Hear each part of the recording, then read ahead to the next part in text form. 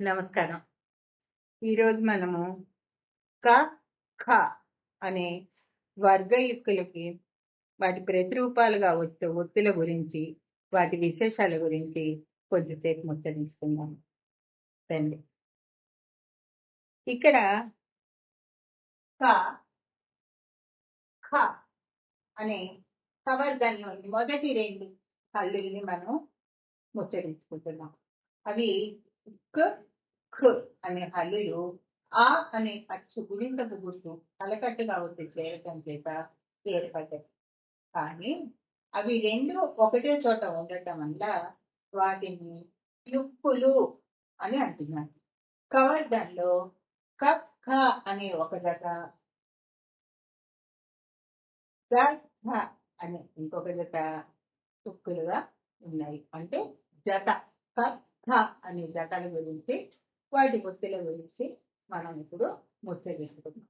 ఇందులో విశేషం ఏంటంటే ఈ క, ఖ ఒకటి అల్ప ప్రాణము, ఒకటి మహాప్రాణము. అల్ప ప్రాణము మహాప్రాణము కలిసి మనం ఒక జత చేసాం. కానీ ఇందులో సామ్యం ఉంది. క, ఖ పలికే దాంట్లో సామ్యం ఉంది. కానీ వాటి ఒత్తులు పూర్తిగా విరుద్ధ స్వభావాన్ని కలిగి ఉన్నాయి. అదేమిటంటే క అనే అల్ప ప్రాణంగా పలికే మనం క అనేదేమో తన స్వరూపానికి పూర్తిగా విరుద్ధమైన స్వరూపాన్ని తన ఒత్తుగా ప్రకటిస్తోంది. ఖ ఏమో తన రూపంలాగానే ఏ మాత్రము మార్పు లేకుండా ఉండే రూపాన్ని తన ఒత్తుగా ప్రకటిస్తోంది. మొదటి క పూర్తిగా మారిపోయే ఒత్తు, రెండవ ఖ మహాప్రాణము అదే విధంగా ఏ మాత్రము మార్పు లేకుండా కవలలాగానే అక్షరం ఎలా ఉంటుందో ఒత్తు కూడా అలాగే ఉంటుంది. కాకపోతే పదం కింద వచ్చి నిలుస్తుంది కాబట్టి దాన్ని మనం ఒత్తుగా గుర్తిస్తాం. అయితే ఈ క అనే ఒత్తుని గుర్తించడానికి ఎన్నో మార్గాలు, ఎన్నో ఉపాయాలు ఉన్నాయి.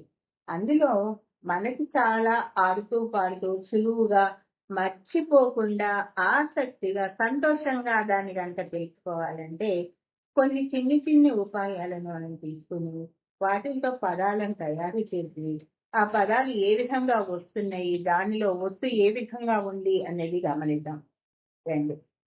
ఇక్కడ మొదటి విభాగంలో క అనేది పదము యొక్క ప్రథమాక్షరంగా కూడా వస్తుంది.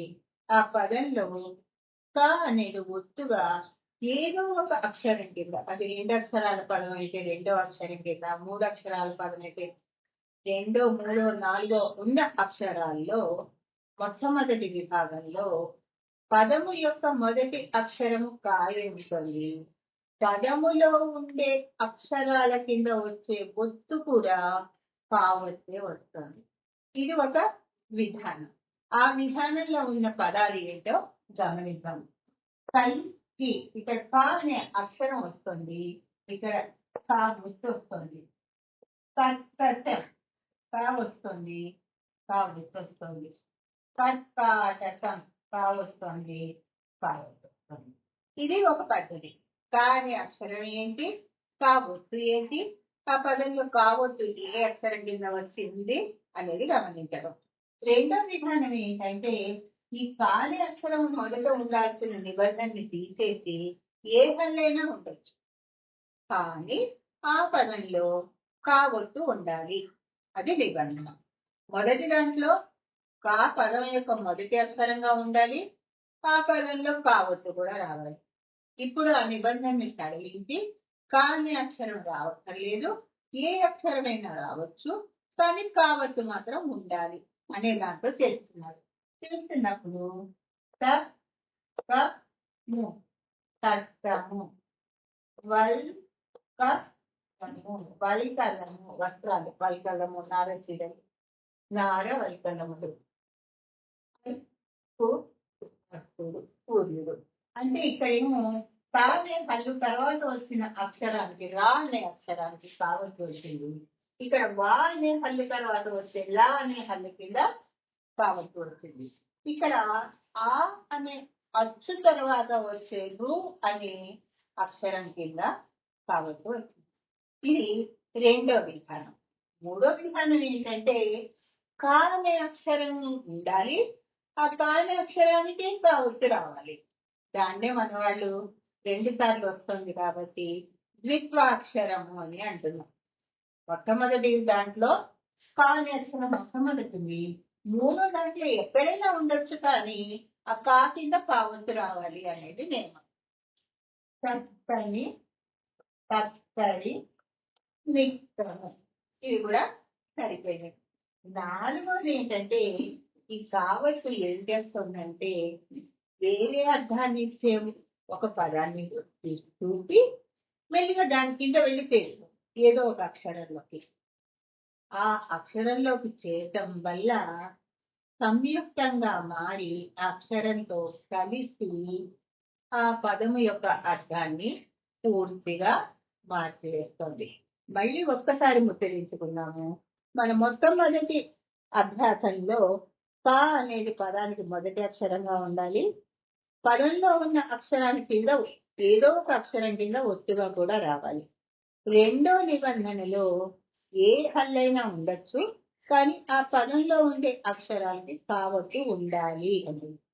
మూడో నిబంధనలో ఆ పదంలో కానే అక్షరం ఉండాలి, అది ప్రథమాక్షరం కావక్కర్లేదు, కానీ ఆ కానే అక్షరాన్ని కింద కా అనే ఒత్తు కూడా ఉండాలి అనేది మూడవది. నాలుగవది ఏంటంటే వేరే అప్పటికే తయారయ్యి అర్థవంతంగా ఉన్న పదాలలోకి ఈ కావత్తు కనుక వచ్చి వెళ్ళి చేరి ఆ పదానికి కొత్త అర్థాన్ని కనుక ఏ విధంగా ఇస్తుందో దాన్ని చూసి కావత్తు యొక్క గొప్పదనాన్ని మనం తెలుసుకోవచ్చు. కాబట్టి ఏ విధంగా ఉన్న పదానికి చేరి కొత్త అర్థం ఇచ్చే పదాన్ని సృష్టిస్తుందో తెలుసుకోవచ్చు. ఆ పదాలే పిక. పికమ అంటే కోయిల, మనం ముందు కూడా మాట్లాడుకున్నాం. దానికి పిక్క. పిక్క అంటే గింజ. తరము అంటే జనరేషన్స్, ఆ తరము ఈ తరము. నా వల్ల కాదు అంటానికి కూడా నా తరం కాదు అంటారు. దానికి కావత్తు వచ్చేది తత్వముగా మారిపోయింది. అదే విధంగా సంసారం. సంసారం అంటే కుటుంబం. దానికి ఈ కావత్తు వచ్చేసి సంస్కారంగా మార్చేసింది ఆ పదాన్ని. అంతేకాకుండా ఈ కా అనేది ఒక్కొక్కసారి మన రెండవ కా కూడా వచ్చి పదాలలో వస్తూ ఉంటుంది. దానికి ఉదాహరణ ఇక్కడ మొదటి పదం కా వచ్చింది, దీర్ఘం వచ్చింది. కార్ఖానాలో రెండవ పదానికి రెండవ అక్షరానికి కింద కావత్తు వచ్చింది. ఇవి రెండు వర్గవిత్తులు. అదే విధంగా ఒత్తులు ఏమీ లేకుండా కని అంటే చూసి దాన్ని ఈ కావలులు వర్గయుక్తులోని జతలోని రెండవ కాగత పెడితే ఖనిగా మారుతుంది. ఖని అంటే గని, మనం మైండ్స్ అంటాం కదా. కని అంటే చూసి, అర్థం పూర్తిగా మారిపోతుంది. రెండు ఒకే వర్గానికి చెందినమైన వర్గయుక్తులే అయినా వాటిని ఏ స్థానంలో వేసిన అంశాల్లో ఉంచకపోతే ఆ పదం యొక్క అర్థం పూర్తిగా మారిపోతుంది. ఇది అనే మొదటి వర్గంలోని వర్గయుక్తులోని మొదటి వ్యక్తికి సంబంధించిన వివరాలు. ఇప్పుడు రెండో దానికి వస్తున్నాం. సామాన్యులు ఎక్కడైనా కూడా అల్ప ప్రాణాలతో తయారైన పదాలు వాడుక భాషలో కానీ గ్రాంధిక భాషలో కానీ మహాప్రాణాలతో కొంచెం వెతుక్కోవాల్సి వస్తుంది, కొంచెం తక్కువగా అనిపిస్తాయి.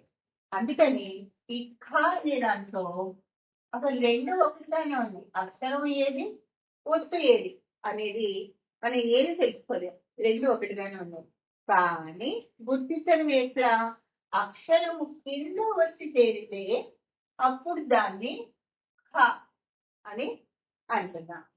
ఇప్పుడు ఉదాహరణకి ఒక చిన్న మాట చెప్తున్నాను. మూర. ఒక మూర పువ్వులు. మూర అంటే ఇలా కొలిసేది. ఆ మూర అనే పదం కింద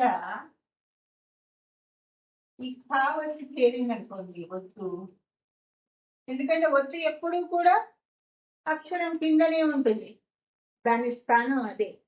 అప్పుడు మూల కాస్త మూర్ఖ, తెలివి తక్కువవాడా అనే అర్థాన్ని ఇస్తుంది. అది చూడటానికి ఒకటిగానే ఉన్నా అక్షరం కింద వచ్చి ఉండటం వల్ల అది గుర్తుగా పరిగణింపబడి పదం యొక్క అర్థాన్ని మార్చేస్తుంది.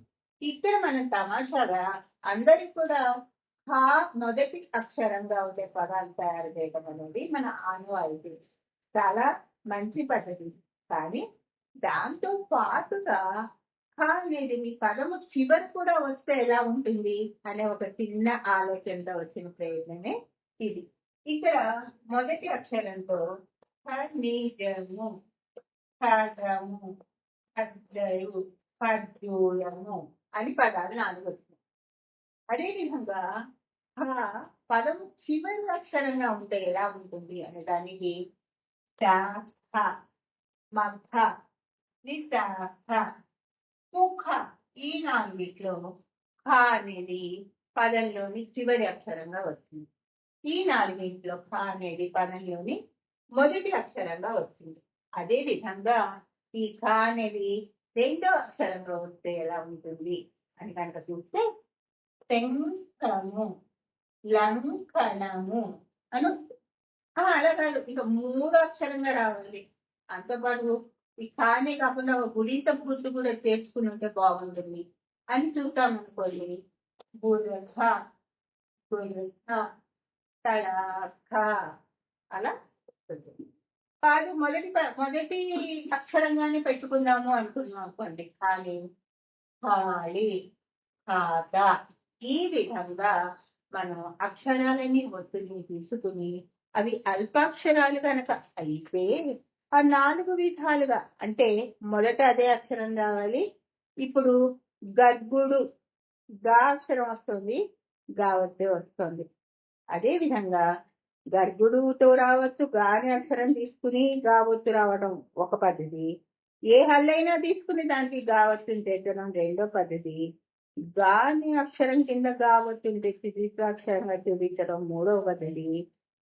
అక్షరాలు పదాలు ఆ ఉన్న పదాలలో అప్పటికే ఉన్న పదాలకి గా ఒత్తు చేర్చి ఇంకొక కొత్త పదాన్ని సృష్టించడం నాలుగవ పద్ధతి. ఈ విధంగా మనం గా కానీ, షా కానీ, టా కానీ, టా కానీ, పా కానీ, వా కానీ ఏదైనా ఈ నాలుగు అంశాలని దృష్టిలో పెట్టుకుని వాటికి సంబంధించిన పదాలను తయారు చేస్తూ చేయొచ్చు.